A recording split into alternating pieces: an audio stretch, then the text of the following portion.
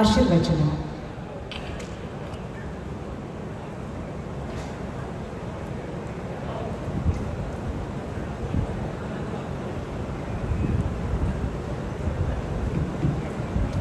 ಓಂ ಶ್ರೀ ಗುರು ಪರಬ್ರಹ್ಮಣೇ ನಮಃ.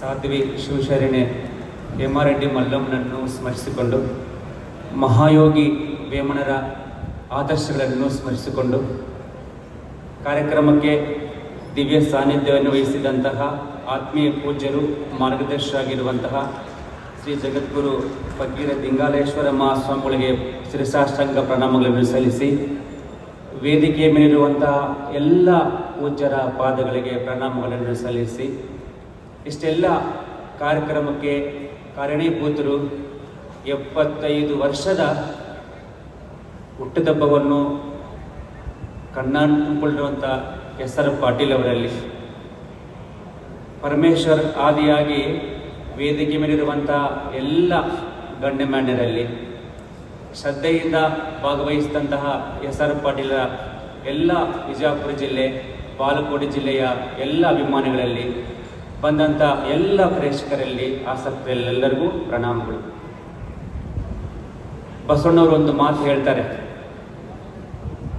ಕರ್ತನಟ್ಟಿದಡೆ ಮೃತ್ಯಕ್ಕೆ ಬಂದು ಮಹಾಮನೆಯನ್ನು ಕಟ್ಟಿದೆ, ಸತ್ಯ ಶರಣರಿಗೆ ತುತ್ತು ಸವಿದು ಬದುಕಿದೆ, ಕರ್ತನ ಬೆಸನು ಮತ್ತೆ ಬರಲೆಂದಟ್ಟಿದಡೆ ಕೂಡಲ ಸಂಗಯ್ಯ ನಿರೂಪಕ್ಕೆ ಮಹಾಪ್ರಸಾದವೆಂಬೆ ಅಂತ ಹೇಳ್ತಾರೆ.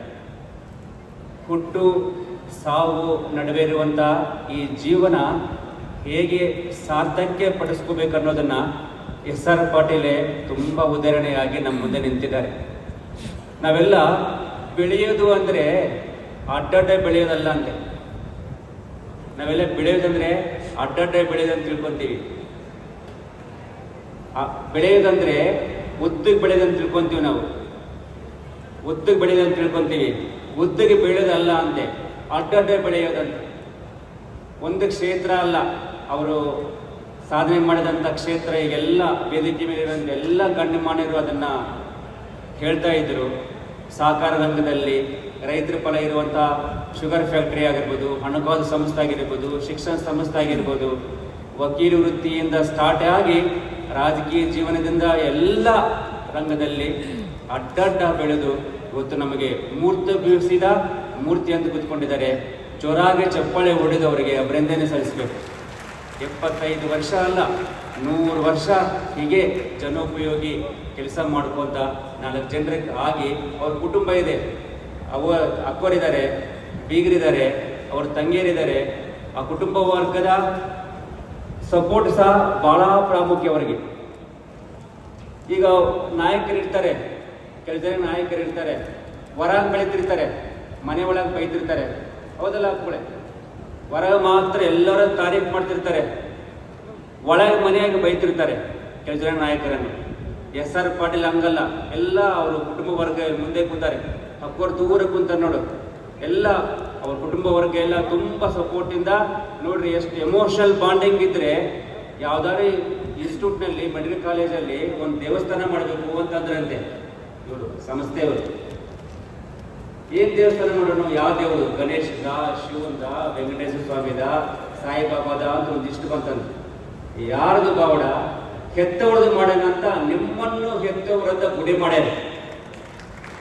ಅವ್ರ ತಾಯಿ ಈರಮ್ಮ ಅಂತ, ತಂದೆ ರುದ್ರಗೌಡ ಅಂತ. ಸಾರ್ಥಕ ಆಯಿತು ಇಂಥ ಬಾಡಗಂಡೆಯಲ್ಲಿ ಇವ್ರನ್ನ ಹೆತ್ತು ಹೊತ್ತು ಇಷ್ಟೆಲ್ಲ ಜನಕ್ಕೆ ಉಪಯೋಗ. ಕರ್ತನ ಬೆಸನು ಮತ್ತೆ ಬರಲೆಂದಟ್ಟಿದರೆ ಕೂಡಲೇ ಸಂಗಯ್ಯ ನಿರೂಪಕ್ಕೆ ಮಹಾಪ್ರಸಾದವೆಂಬಂತ ಬದುಕಿದರೆ ಅಂತ ಸಾರ್ಥಕ ಜೀವನ ನಡೆಸಂತ ಎಸ್.ಆರ್. ಪಾಟೀಲು 4 ಜನಕ್ಕೆ ಉಪಯೋಗವಂತ ಕೆಲಸ ಮಾಡ್ಕೊಂತ 100 ಜನ ಬಾಳ್ಲಿ ಅಂತ ಮಹಾಯೋಗಿ ವೇಮನದಲ್ಲಿ ಸಾಧ್ವಿ ಹೇಮಾರೆಡ್ಡಿ ಮಲ್ಲಮ್ಮನಲ್ಲಿ ಪ್ರಾರ್ಥನೆ ಮಾಡಿಕೊಂಡು, ಇಂಥ ಆರೋಗ್ಯ ಸಂಸ್ಥೆ ವೈದ್ಯೋ ನಾರಾಯಣ ಹರಿ ಅಂತಾರೆ. ನಾರಾಯಣ ಅಂದರೆ ಯಾರು ಅಲ್ಲ, ವೈದ್ಯರೇ ಅಂತ ಹೇಳ್ತಾರೆ. ಅಂತ ವೈದ್ಯರನ್ನು ತಯಾರು ಮಾಡುವಂಥ ಈ ವಿದ್ಯಾಲಯ ಎಷ್ಟೋ ಜನರ ರೋಗಗಳನ್ನು ಚಿಕಿತ್ಸೆ ಮಾಡುವಂಥ ವೈದ್ಯರು ತಯಾರು ಮಾಡಲಿ.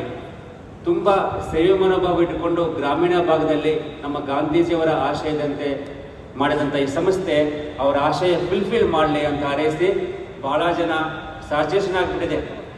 ಸ್ಯಾಚುರೇಷನ್ ಏನು ಹೇಳಿದ್ರು ತುಂಬ ಹರಿತಾವು.